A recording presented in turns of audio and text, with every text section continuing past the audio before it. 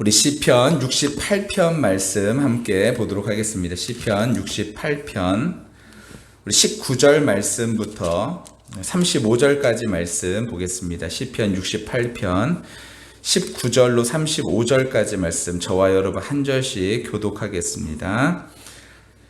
68편 19절부터 35절까지입니다. 날마다 우리 짐을 지시는 주 곧 우리의 구원이신 하나님을 찬송할지로다.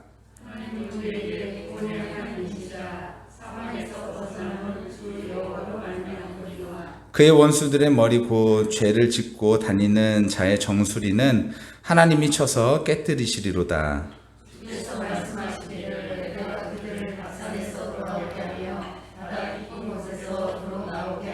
내가 그들을 심히 치고 그들의 피에 내 발을 잠그게 하며 내 집에 개의 혀로 내 원수들에게서 제 분깃을 얻게 하리라 하시도다.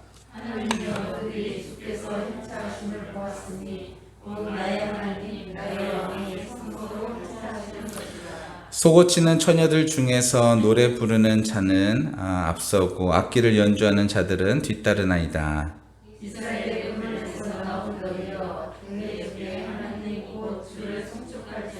거기에는 그들을 주관하는 작은 베냐민과 유다의 고관과 그들의 무리와 스불론의 고관과 납달리의 고관이 있도다.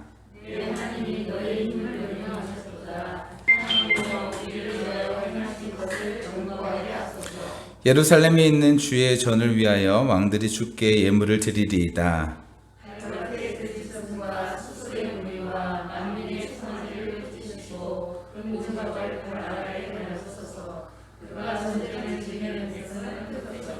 고관들은 애굽에서 나오고 구스인은 하나님을 향하여 그 손을 신속히 들리로다.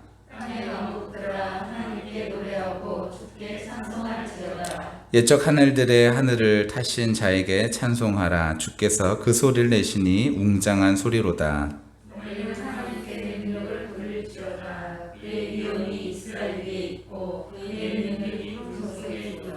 하나님이여 위엄을 성소에서 나타내시나이다. 이스라엘의 하나님은 그의 백성에게 힘과 능력을 주시나니 하나님을 찬송할지어다. 아멘. 우리 34절, 35절 같이 한번 읽을까요? 시작. 너희는 하나님께 능력을 돌릴지어다. 그의 위엄이 이스라엘 위에 있고 그의 능력이 구름 속에 있도다. 하나님이여 위엄을 성소에서 나타내시나이다. 이스라엘의 하나님은 그의 백성에게 힘과 능력을 주시나니 하나님을 찬송할지어다. 아멘.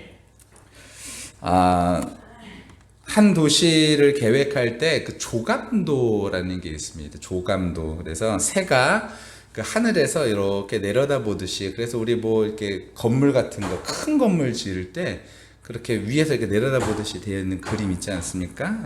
그게 이제 조감도죠. 이 조감도는 그 도시를 형성할 때 어떻게 하면은 이 도시가 아름다운 모습일까? 밑그림을 그려보는 것이죠. 그래서 이 도시를 계획할 때는 이 조감도를 씁니다. 근데 사물을 할 때는 조금 달라요. 작은 사물을 표현할 때는 조감도를 쓰지 않습니다. 정투상법이라는 것을 쓰는데요. 예를 들어서 이거를 이렇게 보면은 앞에서 보는 거, 그리고 이렇게 보면 여기서 뒤에서 보는 거, 옆에서 보는 거, 여기서 보는 거, 밑에서 보는 거, 위에서 보는 거, 이렇게 해가지고 그림을 그려 놓죠. 제가 이 말씀을 왜 드리냐면요, 만약에 도시를 계획하는 데 있어서 이 정투상법을 쓴다고 생각해 보세요. 그럼 말이 안 되죠. 건물이 앞에 딱 가려가지고 그 안에 있는 건 하나도 안 보이는 것이죠. 옆에서 봐도 건물에 가려가지고 안에 있는 건 하나도 안 보이는 거예요. 어떤 것을 그려내느냐. 도시를 계획할 때는 조감도를 쓰고, 그리고 이런 사물, 작은 사물을 그릴 때는 정투상법을 쓰고, 관점의 변화가 있고 그리는 방법의 차이가 분명히 있다라는 거예요. 대상물을 따라서 어디서 관찰할지를 결정하는 것 중요하고요. 그리고 어떠한 방식으로 표현을 결정해야 될지도 중요하다라는 것입니다. 근데 사물만 그런 것이 아니죠. 우리가 매일 겪으며 살아가는 일도 어떻게 보느냐에 따라서 이해가 달라진다라는 것입니다. 그렇다면 우리는 어떤 관점으로 이 세상을 살아가야 될까요? 아시는지 모르겠는데 지금 도쿄의 패럴림픽이라고 그 장애인들이 하는 올림픽이 지금 개최하고 있잖아요. 어저께 이제 그 서막에 올랐는데 탁구 선수 중에서 탁구 선수면 여러분 일단 기본적으로 어떻게 해야 될까요? 탁구 선수면 양손이 있어야 될 거 아니에요. 근데 이 탁구 선수는 특이하게 양손이 없어요. 양팔이 없는데 탁구 선수입니다. 라켓을 입에다 물고선 탁구를 치더라고요. 근데 만약에 제가 그 선수하고 같이 게임을 한다면 한 점도 못 낼 것 같아요. 입으로 치는데요. 장난 아니에요. 막 그 회전도 주기도 하고 스매싱도 때리기도 하고 입으로 물고선 막 이렇게 하는데요. 집에 가서 한번 유튜브로 뉴스에서 한번 찾아보시기 바랍니다. 엄청나요. 서브는 어떻게 하냐면요. 서브는 손으로 들었는데 손이 없잖아요. 발가락으로 그 공을 딱 잡고선요. 발가락을 확 드니까 공이 쫙 올라가는데 그거를 입으로 탁 해가지고 서브를 넣더라고요. 우리가 생각했을 때 팔이 없다? 그러면은 이 사람은 탁구에 대한 것은 불가능하겠구나라고 생각할지도 모르겠습니다. 그렇지만 이 사람은요. 그것을 세상의 관점이 아닌 자기만의 관점으로 다시 한번 재해석해서 얼마든지 가능할 수 있다는 것을 세상에 보여줬죠. 이번에 수영선수, 우리나라 선수 중에서 어떤 선수는 보니까요, 팔이 없어요. 팔이 없는데 수영선수예요. 근데 엄청 빠르더라고요. 다리도 이 팔이 없다 보니까 여러분 한쪽에 장애가 있으면요, 다른 쪽에도 장애가 함께 옵니다. 그래서 이 팔에 장애가 없어가지고 다리도 엄청 얇아요. 그런데 수영을 하는데요, 쫙쫙 나갔는데 와, 엄청나더라고요. 우리의 관점으로 보면은 수영 선수는 오른 양팔로 막 이렇게 저 나가야 되잖아요. 그런데 그렇게 하지 않아도 충분히 하는 것을 세상에 보여주고 있다는 것입니다. 우리는요, 이 세상을 어떤 관점으로 가지고 살아가느냐가 너무너무나 중요합니다. 그러면 우리 믿는 그리스도인들은 도대체 어떤 관점을 가지고 이 세상을 살아가야 될까요? 여러분, 어떠한 관점을 가지고 이 세상을 보고 계십니까? 라는 거예요. 이런 이야기가 있습니다. 한 어머니가 출가한 딸의 집에 갔어요. 아침에 일어나 보니까요, 딸이 자고 있더래요. 그런데 사위가 일어나서 혼자서 아침 식사를 해먹고 출근하는 모습을 보았다는 거예요. 자신의 딸을 아껴주는 모습을 보면서 사위를 보고 너무나 대견하다라는 생각을 했대요. 다음 날은 아들네 집에 갔다고 합니다. 아침에 일어나 보니까 며느리는 자고 있고 아들이 일찍 일어나 혼자서 아침 식사를 준비해서 해먹고 출근하는 모습을 보았습니다.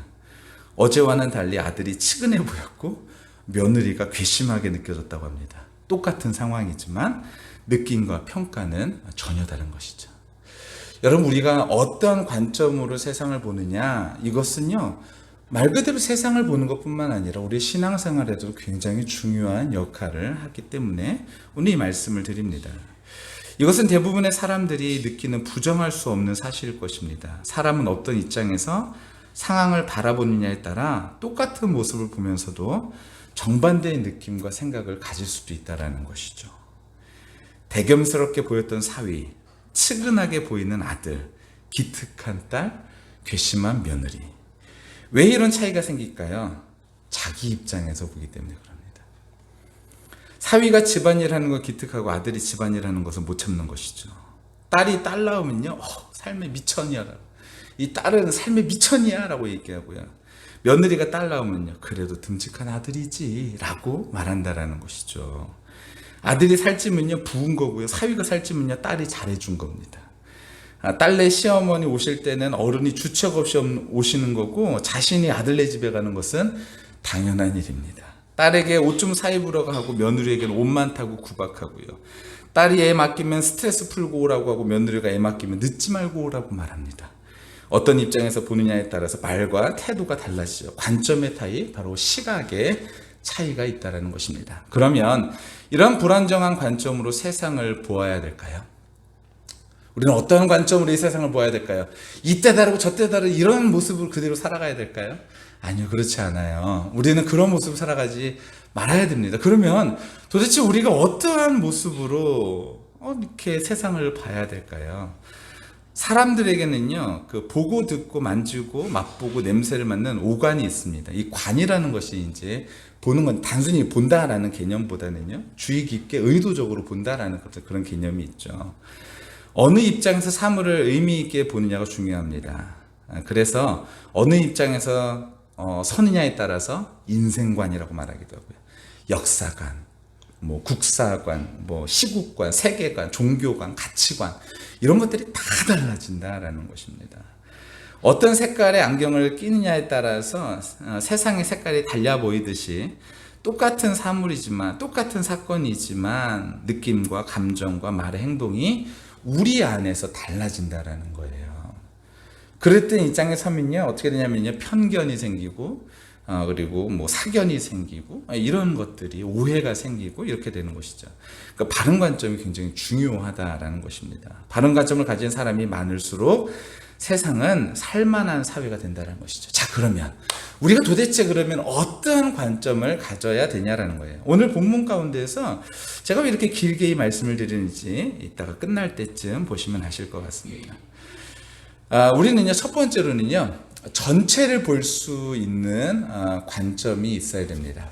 뭐가 있어야 된다고요? 전체를 볼 수 있는 관점. 나무를 정확히 보려면 어떻게 봐야 될까요? 나무는요 앞에서도 보고 옆에서도 보고 밑에서도 보고 위에서도 보고 좀 멀리서도 보고 가까이에서도 보고 여러 각도로 봐야 됩니다. 그저 그냥 가까이에서 이렇게만 보면요 이 나무 전체의 상태를 절대로 알 수가 없어요. 그렇다고 너무 멀리서 보면요 나무가 어떤 상태인지도 또 알지 못하게 되어지죠.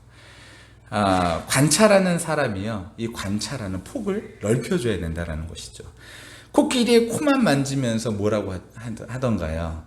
코끼리는 뭐와 같다고요? 뱀과 같아 라고 얘기하죠. 호수와 같아. 그리고 코끼리 다리만 만진 사람은요 아니야 뭔 소리야 코끼리는 나무 기둥 같아 라고 말하죠. 어떤 사람은 아니야 넓은 판자 같아 라고 말하죠. 마치 우리가요 어떤 관점으로 세상을 보느냐 자꾸 협소한 관점으로 세상을 보게 되면요 이것이 마치 다인 양 얘기하는 고집스러운 사람이 되어질 수 있다는 것이에요. 우리는 어떠한 관점으로 봐야 되냐면요 좀 더 넓은 시야를 가지고선 볼 수 있어야 됩니다. 제가 서울에 약 20년 살았거든요. 뭐 서울 생활까지 한 것 따진다면 30년 정도 서울에서 산 것 같습니다. 근데 한 번은요 제 친구 중에서 서울에 몇 번 올라와 보지 않았던 친구인데 그 친구가 저한테 얘기하더라고요. 뭐 남산타워가 어떻고 뭐 한강이 어떻고 저한테 그런 얘기 하더라고요. 저희 집은 한강 바로 옆에 있는 방배동이었습니다. 그래서 친구들이랑 중학교 때는 뭐 초등학교 때도 끝나면요 가끔 가다가 뭐 한강도 가고 막 그렇게 했었어요. 근데 그 친구가 맨날 우기는 거예요. 한강은 이렇게 생겼다고. 근데 결국 누가 이겼을까요? 제가 이겼어요? 그 친구가 이겼을까요? 목소리 큰 놈이 이깁니다. 저는 그렇게 크게 안 우기거든요. 그런가 보다 그냥 그리고 넘겨줘요. 대부분 얘기하는 거에 대해서 그렇게 크게 토를 달지는 않습니다. 근데 그 친구가 이기더라고요. 나중에 물어보니까 이 친구는 서울에 대해서 알지도 못하는데 와본 적도 별로 없는데 그렇게 얘기하는 것이죠. 우리는요 전체적인 것을 봐야 되죠. 자, 그러면 이 관계 안에서 살아가면서 우리는 어떻게 전체를 볼 수 있을까요? 그것은 입장을 바꿔서 생각할 수 있어야 된다는 것입니다. 며느리 입장에서 사위 입장에 생각해 보면 같은 상황이라 할지라도 느낌이 다르죠. 역지사지. 저희 시원이가 아는 사자성어 중에 몇 개 안 되는 유일한 것 역지사지. 그래서 저희 아들이 저한테 가끔가다 얘기합니다. 아빠 역지사지를 해봐야지. 역지사지. 여담인데요 어저께 제가요 조금 답답해서 시원이 유나를 데리고서 저녁에 한 8시 반쯤 해가지고 우리 바람 쐬러 나가자 그랬어요. 바람 쐬러 나가가지고 어디 가가지고 뭐 좀 먹고 오자 이렇게 얘기를 했죠. 근데 유나가요 뭐라 그러냐면은 출발해가지고 저한테 그러더라고요. 아빠 근데 돈은 있어? 이렇게 얘기하는 거예요. 그래서 제가요 저번에 한번 장난을 친 적이 있었거든요. 어떤 일이 있었냐면은 그 음식점에 가가지고 음식을 다 먹고선 그런 다음에 제가요, 이제 나갈라 그랬는데 유나가 그러더라고요. 아빠 돈 있어? 이러는 거예요. 그래서 제가 장난기가 발동해가지고 아빠 돈 없는데 니네가 오자 그랬잖아요. 니네 돈 없어? 그랬더니 얘네가 이제 심각해진 거예요. 그래서 엄마한테 전화를 해야 된대요. 그래서 엄마한테 전화를 해가지고 제가 이제 전화를 했어요. 전화를 해가지고 나 돈 없는데 어떡하지? 그랬더니 아내가 알아들은 거예요. 그래서 애들 바꿔줄 테니까 애들하고 얘기를 좀 해봐. 그랬더니 애들이 이제 더 심각해졌어요. 엄마도 진짜로 아빠가 돈이 없다고 하니까. 그래가지고 제가요, 시연이가 근데 그때 딱 생각해낸 게 차에 카드가 있다라는 걸 알더라고요. 차에 카드가 있잖아, 아빠. 거기 가서 그걸로 가서 계산하자는데 차가 꽤 떨어져 있었거든요. 걸어서 한 5분 정도 떨어져 있는 곳에 있었었는데 거기 가서 계산을 하자라는 거예요. 그래가지고 그러면 될까? 그러면은 아빠가 갔다 올 테니까 너희는 여기 둘이서 그때까지 청소하고 있어. 청소하고 있어야 돼. 안 그러면은 니네 이거 돈 이거 경찰 신고당할 수도 있어. 그랬거든요. 그랬더니 시연이 누나가 그때서부터 청소하시는 그 아르바이트생 직원을 유심히 쳐다보면서 자신들이 해야 될 행동이라고 생각했는지 그러고 있더라고요. 그래서 제가요, 문을 싹 연 다음에 제가 나오면서 시연아 유나 빨리 나와 그랬어요. 그랬더니 얘네들이 뭣도 모르고 나오더라고요. 그래서 뛰어! 이랬거든요. 그랬더니 막 뛰어요. 뛰면서 시연이가 뭐라 그러냐면 아빠! 이건 하나님이 원하시지 않는 거잖아! 막 이러면서 막 뛰어요. 그랬는데 시연이가 몇 발자국 뛰다가 아빠 빨리 가가지고 차에서 카드 갖고 와서 계산하자 이러는 거예요. 그래 그러면 되겠다. 그리고선 차에 딱 들어가가지고 차를 몰고서 그 앞을 지나가는데 이미 저는 계산이 다 끝났어요. 선불이었거든요. 근데 그 차를 타고서 휙 그 앞을 지나갔어요. 그랬더니 시원이가 딱 그 앞에서 지나가면서 저한테 뭐라 하냐면 아빠 빨리 문 열어. 아빠 문 안 열면 내가 문 열어버린다. 나 뛰어내린다 막 이러더라고요. 이걸 하나님이 원하시지 않는 거잖아요. 유나는 막 울라 그러고요. 근데 어저께 제가 또 그런 얘기가 있어가지고 아빠 오늘 돈 없는데 그랬더니 시연이가 유나가 계속 일장 연설을 저한테 하는 거예요. 아빠는 하나님 말씀을 전하는 사람이잖아. 그런데 어떻게 하나님의 말씀 이 작은 것도 지키지 못하면서 어떻게 하나님의 말씀을 전한다 할 수 있어?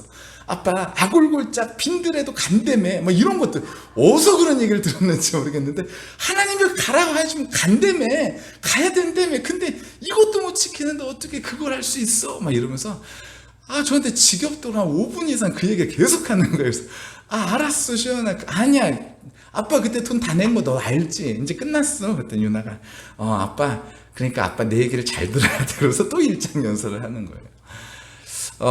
제가 이 말씀 왜 드렸냐면은 입장을 바꿔서 그러니까 시연이가요 그런 말들을 많이 해요. 아빠 입장 바꿔서 나의 입장에서 한번 좀 생각을 해줘봐 이런 얘기를 하거든요. 우리가 전체를 볼 수 있는 거 사람 사이에서 전체를 볼 수 있는 비결 중에 하나는 무엇이냐면 그나마 입장을 바꿔서 생각을 해보는 것이겠죠. 그래야 편견과 아짐에서 벗어날 수 있을 것입니다. 근데 이것이 쉽지 않다라는 거예요. 내가 입장을 바꿔놓고 생각하고 싶어도요, 그 사람 입장이 되기가 참 어려워요. 자, 그러면 다음으로 한번 넘어가 볼게요. 우리가 어떤 관점을 가져야 되느냐? 두 번째는요, 과정의 관점을 가져야 됩니다. 과정의 관점. 단순히 아침밥 해먹는 모습만 보고 판단할 것이 아니라 결혼해서 그 결혼의 진행 과정, 그 모든 과정 가운데에서 아들과 며느리의 관계를 보고 그런 다음에 사건의 전말을 판단해 줘야 된다는 거예요. 딱 그 한 사건만 보고선 해결하려고 하는 것이 아니라 그럼 아침밥을 해먹고 나가는 전후 사정을 알게 될 것이고 그 정황 속에서 판단을 할 수 있을 것입니다. 한 단어만 붙들고 있으면요, 한 단어만 붙들고 있으면 전체의 문장의 내용을 이해하지 못하죠. 시간적 관계 속에서 상황이 판단되어져야 된다는 것입니다. 과거 없이 현재만 있을 수 없고 현재 없이 미래에 존재할 수 없죠. 과정 속에서 모든 것이 있죠. 그러니까 우리가요 모든 일을 판단할 때 이 과정 속에 있는 것들로 우리가 이해를 해야 된다는 거예요. 근데 미리 말씀드리면요, 이 과정 속에서 이해한다는 게 쉽던가요? 아니요. 그것도 불가능에 가깝습니다. 여러분, 비행기 이륙을요 비행기의 성공이라고 말하지는 않습니다. 비행기의 성공은요 착륙까지를 말합니다. 모든 과정이 다 포함되어 있는 것이죠. 우리의 신앙생활도 나에게 유익하다고 판단되어지는 것이 다 좋은 것이 결코 아닙니다. 나에게 좋다라 그래가지고 이게 다 좋은 거다 이렇게 생각하시면은 결코 안 된다라는 거예요. 그럼 반대로 나에게 안 좋은 거다, 그래서 이게 모든 것이 안 좋다 이렇게 판단해도 안 된다라는 것이죠. 여러분, 중요한 것은 무엇이냐면요, 하나님은요 큰 그림을 갖고 계시죠. 큰 그림을 갖고 계시고 거기 안에서 우리가 한 사람이 그 한 그림의 한 부분을 우리에게 맡겨 놓으신 거예요. 예를 들어서 이 그림이 큰 게 하나 있다고 생각해 보세요. 그럼 거기에 우리의 인생은요 아주 한 조각이죠. 근데 한 조각이라고 그랬을 때 거기가 망쳐지면요 그림 전체가 망칠 수도 있는 거예요. 하나님께서 우리에게 원하시는 건 이 큰 그림 속에서 이 모든 것들이 하나의 과정인 것을 알고 그 과정을 성실하게 행해야 된다는 것이죠. 유튜브에 가끔가다 이렇게 보면요 그림을 기가 막히게 그리는 사람들이 있어요. 성함이 맞는지 모르겠는데 바바저씨인가요? 예전에 EBS에 자주 나오시던 분이었는데, 그분은 그림을 그릴 때 항상 하는 말이 있습니다. 참 쉽죠? 이거예요. 뭘 하면서 참 쉽죠? 근데 그 사람이 그림을 그리는 거 보면요 아주 과감합니다. 그림을요 갑자기 검색 흰색 캔버스에다가 검은색을 칙 하고 칠해버려요. 완전 촥 하고 칠해버려요. 그러면 우리가 봤을 때는 저 그거 그림 망했네 라고 생각할 수 있을 거예요. 하지만 촥 검은색을 칠한 다음에 거기에다가 펜으로 해가지고 칙칙칙칙 이렇게 하면요 갑자기 그림자의 나무가 착착착착 올라간 듯한 모습이 쫙 보입니다. 그런 다음에 거기에다가 다시요 하늘색 같은 걸 파란색으로 확 칠해버려요. 그러면 망했네 이렇게 되어지는데, 그게 아니라 호수에 마치 나무가 비치는 모습으로 쫙 하고 바뀌어버립니다. 여러분, 우리가 하나님에 대해서 우리가 잘 알 수 있을까요? 많이 알까요? 우리가 알 수 있는 것은 하나님께서 우리에게 계시해 주는 것까지 알 수 있어요. 그것이 바로 성경입니다.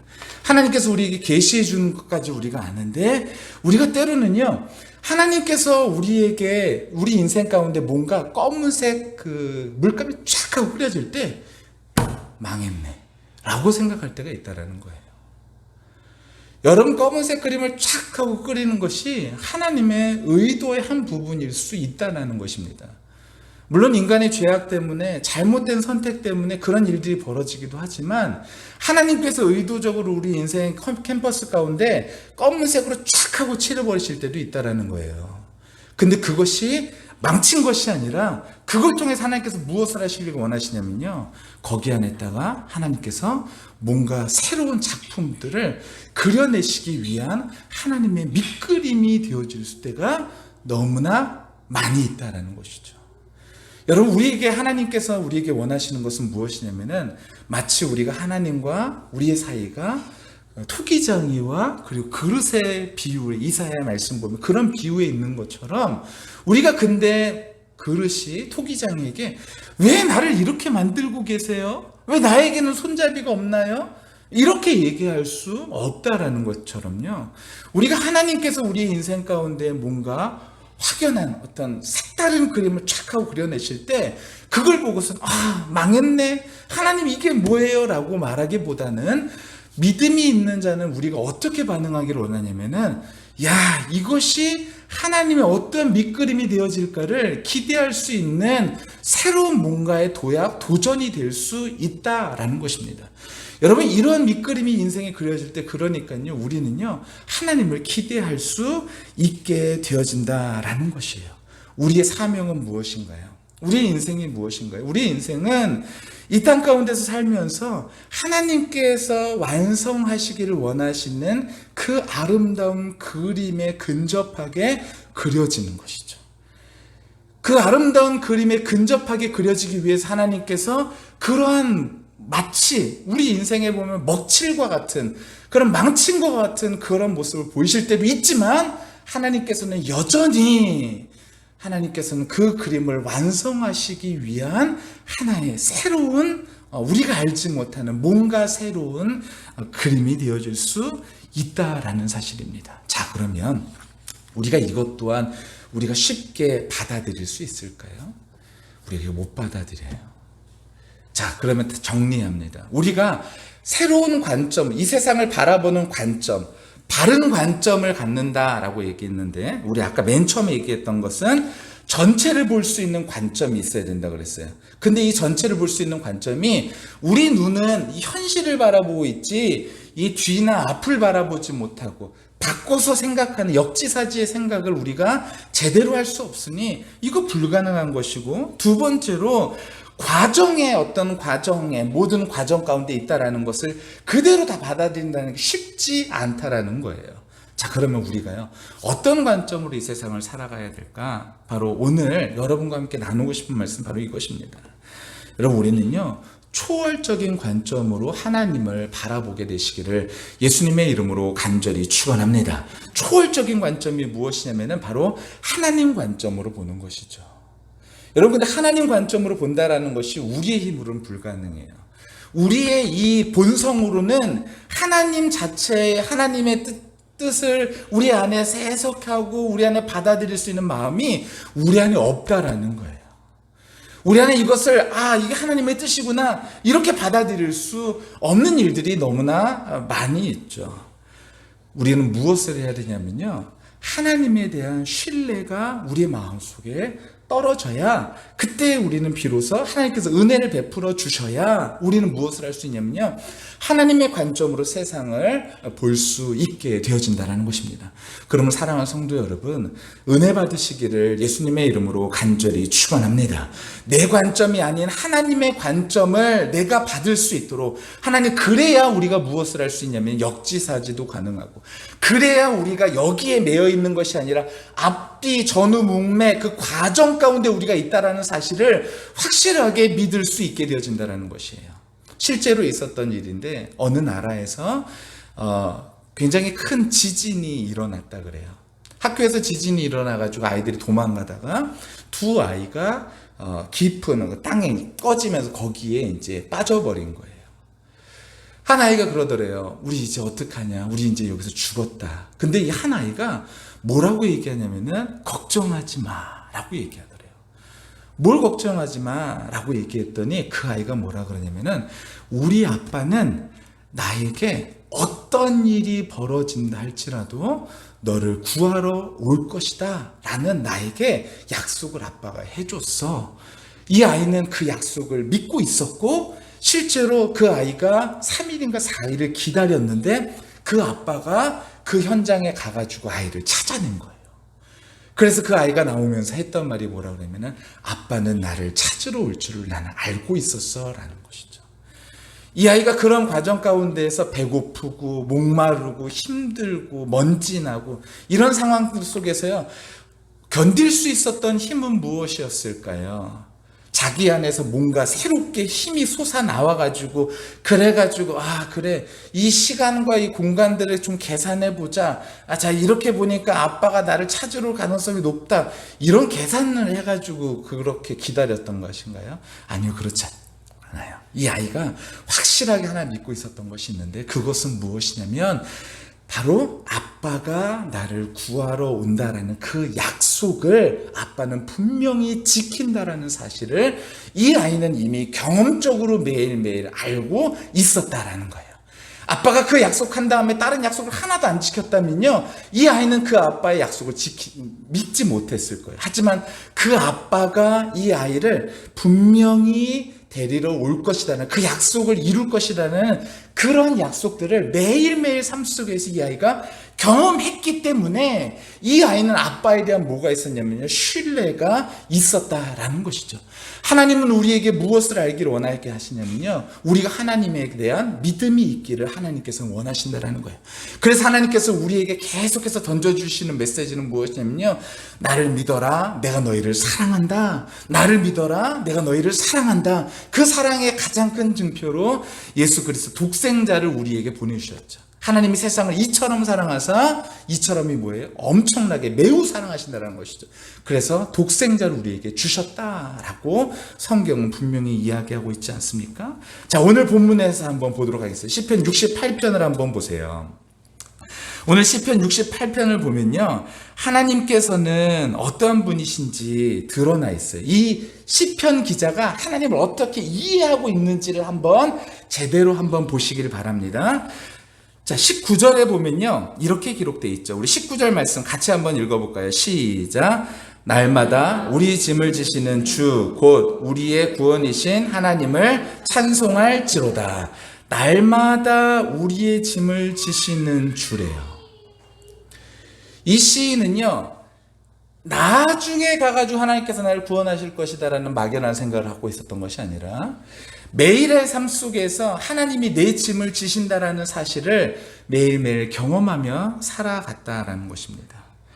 하나님께서 나의 인생에 짐을 지고 계시는 분이시다. 나 혼자가 아니고 하나님께서 나의 인생에 어떤 굴곡이 있을 때에도 나와 언제나 함께 하시고 나와 동행하시는 분이시다 라는 것이죠. 이것을요 매일매일 경험하니까요, 때로는 하나님이 보이지 않는 것 같은 그런 순간이 왔을 때 내 마음 같아서는 이거 완전히 무너진 건데, 이거 진짜로 그냥 게임 끝난 건데 라는 생각의 순간이 딱 왔을 때에도 여전히 마음속에 하나님을 향한 신랑과 같은 그런 믿음과 소망이 그의 마음속에서 다시 한번 힘있게 올라올 수 있는 힘은 무엇이냐면요, 바로 하나님께서 은혜 베풀어 주신 것을 평소에 누리며 살아갔던 그의 모습 가운데 하나님께서 떠올리도록 하셨다라는 것입니다. 하나님은요 보이지 않는 그런 자리가 있다 할지라도 여전히 하나님께서는 나를 향하신 그 사랑을 끊지 아니하시고 언제나 나와 함께 하신다, 날마다 나와 함께 하셨다라는 그 믿음을 가지고 살아갈 수 있었다라는 것이에요. 이것에 대한 기본이 무엇입니까? 저는 스바냐 3장 17절 말씀 그래서 참 좋아하는데요, 너희 하나님 여호와가 우리를 사랑하시는데 그 사랑을 이기지 못하신대요. 하나님께서 우리를 사랑하시는 그 사랑을 이기지 못하신다. 그래서 그 사랑이요 우리에게 너무나 사랑이 많으셔서 우리를 절대 포기하지 않으신다. 그래서 그리스도 예수의 사랑 가운데 우리를 끊을 수 있는 자가 아무도 없는 것이죠. 여러분, 이러한 시작이 우리의 삶 속에서 매일매일 있어야 된다는 것입니다. 그러면 거기서 멈췄을까요? 그렇지 않습니다. 우리 68편 34절 말씀부터 다시 한번 34절 전에요, 31절, 32절 말씀을 같이 한번 읽어보도록 하겠습니다. 31절, 32절인데요. 제가 읽을게요. 눈으로 한번 보세요. 고관들은 애굽에서 나오고 굿수 있는 하나님을 향하여 그 손을 신속히 들리로다. 땅의 왕국들아 하나님께 노래하고 주께 찬송할지어다. 이게 무슨 말이냐면요, 지금 그 하나님께서 좀 누구에게 관심이 맨 처음에 있다고 이 사람은 얘기하면 시편 68편에 보면은 하나님이 나의 짐을 지신다라고 먼저 얘기하고 나서 그 다음에 하나님께서 나를 구원하시는 분으로 얘기했죠. 그 다음에 거기서 끝나지 않고 하나님은 누구까지 구원하시기를 원하시는 분이시냐면 하나님은 열방에 있는 모든 사람을 구원하시기를 원하시는 그 하나님이라는 사실을 이 사람이 깨닫고 있다라는 거예요. 그래서 고관들은 애굽에서 나오고 굿수 있는 하나님을 향하여 그 손을 신속히 들어 하나님을 향하여 구원을 외치라라고 이야기하고 있는 것이, 초청하고 있는 것이죠. 땅의 왕국들아 하나님께 노래하고 주께 찬송할지어다. 하나님을 향하여서 계속해서 돌이키기를 하나님께서 원하시는 마음들을 세상 왕들에게 이야기해주고 있다라는 것입니다. 여러분, 하나님께서 우리에게 원하시는 우리의 하나님의 마음은 어떠한 마음이냐면요, 하나님께서 우리를 너무너무나 사랑하신다라는 거예요. 우리를 너무너무나 사랑하신다. 그러니 우리의 삶을 바라보는 태도가요, 하나님께서 나를 사랑하신다라는 그 근거하에 모든 이야기들이 해석되어지는 백그라운드가 나에게 바로 그것이 되시기를 예수님의 이름으로 간절히 축원합니다. 그리고 더 나아가서 거기서 끝나는 것이 아니라 하나님께서 구원하시기를 원하시는 하나님의 마음은 무엇이냐면은 나에서 그치는 것이 아니라 온 세상이 하나님 구원받기를 하나님께서 원하신다라는 것이죠. 그러면 세상을 향하는 관점 또한 우리가 어떻게 바뀌어야 되냐면 세상을 이해하는 모습 또한 우리가 하나님의 관점으로 바뀌어져야 된다는 거예요. 여러분들 요나를 보세요. 요나를 보면은 요나가 어떻게 하던가요? 요나가 하나님께서 야, 너 니느웨로 가라고 얘기해요. 니느웨로 가라고 얘기할 때 요나가 어디로 가나요? 니느웨로 가지 않기 위해서 다른 쪽을 향해 가다가 결국에는 고래 뱃속에 빠지게 되어지죠. 근데 고레 뱃속에서 나온 다음에 사람들은 많은 경우, 제가 예전에 오후 예배 때 한번 설교한 적이 있었는데 요나서만 3번인가 4번 설교했었던 것 같아요. 제가 그때 설교할 때 무슨 말씀을 드렸었냐면은 요나가 진짜로 회개했을 거냐라는 거예요. 요나는 회개하지 않았어요. 요나 몇 장이냐면 요나서 3장에 보면 이렇게 되어 있습니다. 여호와의 말씀이 두 번째로 요나에게 임하시니라. 일어나 저 큰 성읍 니느웨로 가서 내가 내게 명한 바 그들에게 선포하라. 근데 니느웨가 얼마냐면요, 사흘 동안 걸을 만큼, 얼마나요? 사흘 동안 걸을 만큼 큰 성이래요. 근데 요나가 거기를요 며칠 동안 앉았냐면요, 4절에 보니까 요나가 그 성읍에 들어가서 하루 동안 다녔다라고 기록하고 있어요. 다녀야 될 성은요 사흘인데 요나가 다녔던 건 하루예요. 하루 동안 다니면서 요나가 무엇을 외쳤을까요? 아니, 그것보다 더 중요한 건요, 4장에 가가지고 하나님께서 이 땅을 멸망시킨다 했을 때 요나의 마음이 어땠냐라는 거예요. 요나는요 이 땅을 멸망시키지 않는 것이 분통하고 화가 났었어요. 하나님의 관점은 그것이 아닙니다. 하나님의 관점은요, 우리가 갖기를 원하시는 하나님의 관점은 우리만 구원받는 것을 하나님께서 원하시는 것이 아니라 우리를 통하여 하나님께서 일어나 빛을 발하여 하나님의 영광을 이 땅 가운데 나타나기를 하나님께서는 원하신다라는 거예요. 우리가 어떤 관점을 가지고 세상을 살아가야 되느냐? 나를 사랑하시는 하나님, 나의 짐을 지어주시는 하나님, 나를 위로하시는 하나님, 이것도 물론 우리가 알아야죠. 우리가 너무나 깊이 누려야 될 일들입니다. 하지만 거기서 끝나는 것이 아니라 우리가 세상을 보는 관점이요, 하나님이 바라보시는 관점으로 세상을 바라봐야 된다라는 것이죠. 우리 모두가 그러한 마음으로 세상을 바라보게 되시기를 예수님의 이름으로 간절히 축원합니다. 그때에 우리는요, 하나님의 뜻대로 살아가는 하나님의 자녀다운 참 자녀의 모습으로 살아갈 수 있게 될 줄로 믿습니다. 우리 모두가 지금 그러니 지금 아프가니스탄이나 이런 데에 엄청난 일들이 일어나고 있죠. 뿐만 아니라 지금 출산율을 보니까, 오늘 보니까 0.84명입니다. 성인 여성 1명이 평생에 낳은 아이 숫자가 그렇게 표시된 거예요. 0.84명. 아무도 아이를 낳으려고 하지 않는 것은 아니지만 많은 경우에 아이를 낳지 않으려고 그래요. 지금 코로나도 문제라 그러죠. 여러분, 근데요, 코로나도 문제라 그러고 인구 문제도 문제라 그러고 여러분 여러 가지로 문제라고 얘기합니다. 근데 그런 상황에서 세상은요 각자의 답을 다 내고 있어요. 교회도요, 교회마다 각자의 답을 다 내고 있습니다. 그런데 우리의 관점은 어디여야 되냐면, 우리의 관점은 바로 하나님께서 우리를 사랑하시고 동일하게 우리뿐만 아니라 이 세상을 사랑하셔서 이 세상이 구원받기를 원하고 이 세상이 바뀌기를 원하신다는 거예요. 그러기 위해서 우리를요, 이 세상 가운데 선교사로 우리를 파송하고 계신 것입니다. 여러분, 우리가 있는 자리가 그러니까요, 어떤 자리냐면요, 하나님의 대변인이라는 거예요. 누군가에게 우리는 첫 번째 성경일 수 있습니다. 아무도 읽어보지, 한 번도 읽어보지 않은 사람이요, 우리의 모습을 보고, 기독교인이라는 모습을 보고선 이 사람을 통해서 첫 번째 성경을 대할 수도 있다라는 거예요. 이 사람이 누군가? 이 사람이 믿는 하나님이 도대체 무엇인가? 이것을요, 우리를 통하여서 알고 하나님에 대해서 이해하게 되어진다라는 것이죠. 여러분, 우리가요, 그러니까 이 세상을 살아가면서 첫 번째로는 하나님의 이 마음을 깊이 누리시게 되시기를 예수님의 이름으로 간절히 축원합니다. 하나님께서 우리를 사랑하신다라는 사실을요, 매일매일 누리며 살아가게 되시기를 바랍니다. 그리고 또 또한 두 번째로는 우리가 그 마음으로 이 세상을 바라보면서 이 세상이 변화되기를 원하는 하나님의 마음, 이 세상이 구원되기를 원하는 하나님의 뜻으로 바뀌기를 원하시는 하나님의 마음을 저와 우리 모두가 먼저 알고 이 세상 가운데에서 이루며 살아가게 되시기를 간절히 축원합니다. 여러분, 지금 이 상태로 두면요, 정말 큰일이에요. 기후 문제, 식량 문제, 인구 문제, 뭐 여러 가지 진짜로 문제가 너무나 심각하죠. 여기에서 교회가 해야 될 일은요, 하나님, 교회 문을 다 닫고 하나님, 우리는 괜찮습니다가 하나님께서 우리에게 요구하시는 것이 아니라는 거예요. 우리가 교회 문을 닫고 하나님 우리는 괜찮습니다를 하나님께서 우리에게 말씀하시는 것이 아니라 그 사랑을 받고 어쩔래냐라는 거예요. 우리가 그 사랑을 받고 어쩔래.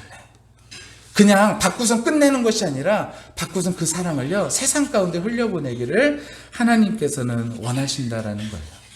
정말로 우리를 통하여서 하나님께서 그 일들을 이루시기를 원하시고 저는 우리 생수님교회가 그 일들을 이루어가게 되기를 예수님의 이름으로 간절히 축원합니다. 마지막으로 그 말씀만 드릴게요. 저희 모교회가 얼마 전에 50주년을 맞이했습니다. 예전에 우리 최호 목사님 한번 우리 교회 오셔가지고 설교해 주신 적이 있으셨는데요. 그 교회가 이제 50주년입니다. 근데 50주년인데 처음에 교회가 설립되어질 때에 그때부터 초대 담임 목사님이셨던 최 목사님은 최강재 목사님은 그런 말씀을 하셨어요. 오늘은 한국이지만 제가 정확히 표현가 생각이 안 나는데 내일은 아프리카였어요. 그리고 모레는 세계로였습니다. 오늘은 한국, 그리고 내일은 아프리카, 그리고 세계로였어요. 그때 당시엔 사람들이 뭐라 그랬냐면요. 아이, 목사님, 우리 이제 얼마 안 되는데, 어떻게. 근데 실제로 지금 그 최강성님 지금 80이 넘으신 걸로 알고 있는데, 지금도 탄자니아에서 우물 사업을 하시면서 그 연세에도 왕성하게 사업하고 계셔요. 탄자니아에 가가지고 복음을 전하면서 그런 일들을 하시더라고요. 지금 세계의 각 곳에요. 영광교회를 통해서 파송된 선교사가요. 글쎄요. 제가 헤아려 보진 않았지만 대충 생각해봐도 선교사만 한 교회에서 파송된 선교사만 수백 명까지는 될 겁니다. 수십 단위는 아니에요. 그리고 교회만 세워지는 곳도 수십 곳 이상이 되어집니다. 다 모두가 맨 처음에는 우리만을 생각했다면 그렇게 되어지지 않았을 것입니다. 하나님께서 원하시는 대로 우리를 사랑하신 대로 그대로 이웃을 사랑할 수 있는 그런 우리 모두가 되어야 될 줄로 믿습니다. 우리가 이제 다음 주가요. 이제 돌아온 주 말고 다음 주가 우리 교회 이제 설립 3주년입니다. 이제 3년째 이제 되는 해이죠. 이제 무엇을 해야 될까? 우리가 어떤 액션, 그래 어떤 무슨 일을 해야지, 행사를 해야지 이것이 아니라요. 우리 교회가 이제 앞으로 어떤 방향성으로 나가야 될까라는 것을 고민하면서 이 말씀을 좀 생각하게 되어졌어요. 우리 한 사람 한 사람이요. 우리만 생각하고 우리만 배부르고 그것이 아니라 우리가 그 사랑을 이웃에게 나눠보낼 수 있는 그런 우리 모두가 다 되어졌으면 좋겠습니다. 시간이 많이 됐지만요. 저희 시원이 유나가요. 제가 이제 새벽 때 한번 말씀드렸던 건데 저희 시원이 유나가 만약에 제가 어디 나갔다 들어왔는데 시원이 유나 온결이 이렇게 셋이 있는데 시원이 유나가 그러는 거예요. 만약에요. 실제로 그런 건 아닌데 아빠 우리 지금 밥 해서 잘 먹었다? 우리가 밥 있는 거 냉장고에서 끝내가지고 유나하고 나하고 밥 잘 먹었어. 이렇게 얘기하면서 제가 그럼 온결이는 어떻게 했어? 라고 얘기할 때 온결이? 모르겠는데? 라고 얘기한다면요. 저는 시원이 유나가 밥 잘 해먹은 것도 칭찬할 일이지만 이제는 온결이를 챙기지 않은 것에 대해서 분명히 꾸지람을 할 것은 분명해 보입니다. 여러분 우리가 하나님의 사랑을 우리 듬뿍 받았다 그러죠. 우리는 하나님의 사랑을 진짜로 실제로 많이 받았어요. 어쩌면요. 우리 한국 교회의 가장 큰 부흥기를 누리셨던 분들은 바로 우리 성도님들이십니다. 자, 그렇다면 이제 그 많은 사랑을 받은 것을 이제 어떻게 해야 될까요? 이제 우리가 후대에게 우리가 그것들을 흘려보내주고 그리고 그런 하나님의 관심이 있고 하나님의 어떤 시선이 있는 그런 사람들에게 우리가 그것을 흘려보내줘야지 되어지는 건 아니겠습니까? 그렇다면 우리가요 그 일들을 해야죠. 이제 한국 교회는요 그런 일들을 해야 됩니다. 한국 교회는 이제 교회 덩치를 불리고 그리고 한국 교회는 이제 뭔가 기도원을 세우고 뭔가 수양관을 세우고 뭔가 재산을 늘리고 여기에 힘쓸 것이 아니라요. 한국 교회는 확실한 것은 다음 세대를 확실하게 키워내야 됩니다. 근데 다음 세대가 지금 출산율이 0.84예요. 그러니 우리가 그것을 위해서 기도해야죠. 그리고 많은 사람들이 젊은 사람들이 교회를 점차 안 다니고 있습니다. 어떻게 안 다니고 있는지 아세요? 얼마 전에 그 만낙교회 김병삼 목사님인가요? 그 목사님이 이런 말씀을 하셨어요. 이제 젊은 사람들은 혹시 부캐, 주캐 혹시 아세요? 주캐, 부캐, 주 캐릭터, 그리고 부 캐릭터. 요즘 방송에서 유재석, 그거는 주 캐릭터. 근데 유재석이요, 다른 캐릭터로 해서 이름을 해가지고 나오거든요. 그 부 캐릭터. 신앙생활을 어떻게 얘기하냐면요, 주 캐릭터, 부 캐릭터의 시대가 올 것이다라고 얘기해요. 그게 무슨 말이냐면은 신앙생활을 쉽게 말하면은 내가 가장 내 교회라는 개념들이 사라지는 것이죠. 내 교회라는 개념이 사라지는 거예요. 주교회가 없어지고 내 필요에 따라서 여기도 갈 수 있고 저기도 갈 수 있는, 언제든지 캐릭터를 바꿀 수 있는 세상이 온다라는 거예요. 여러분, 하나님께서 우리 이 땅 가운데 이 한국 교회를 언제까지 이루기를 원하실까요? 저는 하나님께서 계속해서 이루기를 원하신다고 생각합니다. 그럼 우리가요, 그 일들을 여태까지 우리의 신앙의 패턴으로, 우리의 관점으로 그렇게만 생각을 하고 나 천국 가면 된다 라는 생각만 가지고 있다면요, 하나님의 뜻을 이룰 수가 없어요. 하나님께서 우리에게 원하시는 건요, 우리만이 아니라 우리가 받았던 것을 그대로 흘려서 세상 가운데 있는 많은 사람들이 회복되어지고, 그리고 은혜 받고, 그리고 그들이 회복되어져서 돌아오는 것들을 하나님께서 원하시죠. 근데 이것을요, 좀 더 적극적으로 하기를 하나님께서는 원하시는 것 같습니다. 근데 옛날처럼 되지 않아요. 옛날에는요, 냄비 하나 주고 후라이팬 주고 야 우리 교회 한번 와봐 이런다고 해가지고 교회 왔었죠. 요즘은 절대로 그런 거 안 통합니다. 선물 좀 준다고 해서 오지 않아요.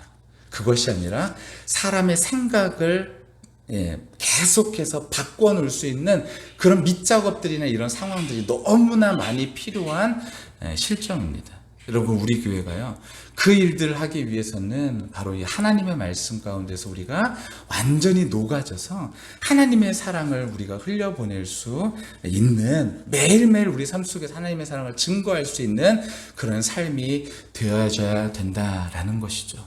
오늘 설교가 굉장히 길어졌는데요, 여러분, 제가 오늘 이 말씀을 좀 안타까운 마음 가운데 우리 교회가 이제 앞으로 또한 나가야 될 비전이라고 생각하고 이 수요 예배 때 여러분과 함께 나누는 것입니다.